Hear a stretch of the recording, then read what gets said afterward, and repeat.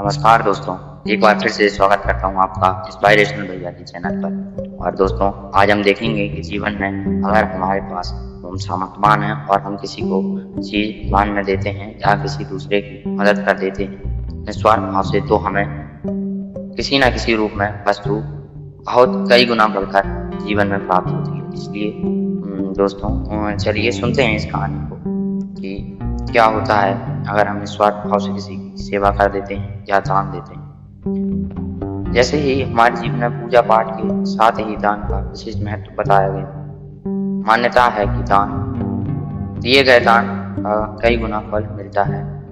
एक समय की बात है, एक राज्य में राजा अपने रथ पर राज्य में भ्रमण कर रहा था। तभी रास्ते में भाई एक भिखारी आकर रुका।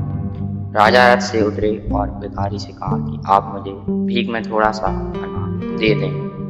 मेरे गुरु ने कहा है कि आज मुझे किसी भिखारी से भीख लेनी है, नहीं तो हमारे राज्य पर संकट आ जाएगा। इस उपाय में मेरी मदद करें, कृपया मुझे भीख दे दें। राजा ने भिखारी से आग्रह करते हुए कहा। अब जो कि राजा सामने था तो भिखारी राजा को मना भी नहीं कर सकता था, लेकिन वह अपना मन अंदर से मैला कर रहा था। भिखारी हैरान था कि राजा को क्या भिक्षा दूं, मेरे पास तो वैसे भी कम ही अनाज है। उसने अपनी झोली में हाथ डाला और खा लिया और सोचने लगा कि कितना अनाज राजा को दे दूंगा तो मैं क्या करूंगा, यह तो मेरे अनाज में कमी हो जाएगी। ये अनाज तो मेरा है, मुझे राजा को ज्यादा अनाज नहीं देना चाहिए। उसने मुट्ठी में से कुछ अनाज झोली में छोड़ दिया और थोड़ा सा राजा को दे दिया। राजा ने अनाज लिया और अपने मंत्री को दे दिया। राजा के मंत्री ने अनाज के बराबर वजन की एक पोटली भिखारी को दे दी और कहा कि इसे घर जाकर देखना। भिखारी ने घर पहुंचकर पूरी बात अपनी पत्नी को बताई।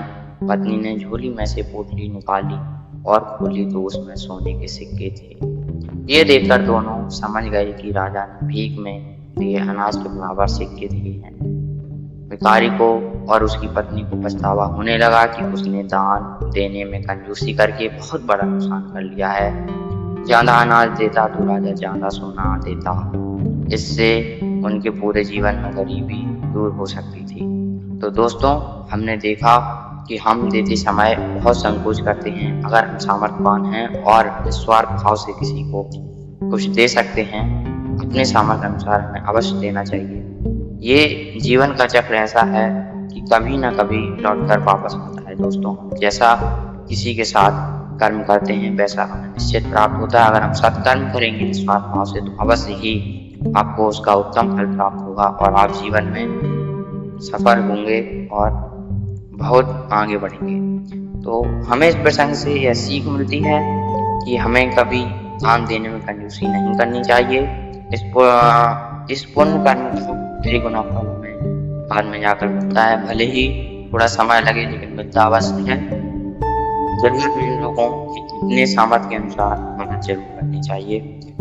यह मेरा आपको सुझाव आप मान सकते हैं, निवेदन मान सकते हैं। तो इसी के साथ मैं आपसे आज्ञा चाहता हूँ। मिलते रहेंगे और भी ऐसी रोचक कहानियों के साथ जो कि हमें इंस्पायर करती रहे जीवन में, और हम मनुष्य होकर रहें, एक दूसरे की मदद करें और जीवन में खुशी खुशी आगे जीवन में। धन्यवाद। आज्ञा चाहता हूँ आपका भैया जी, बहुत बहुत।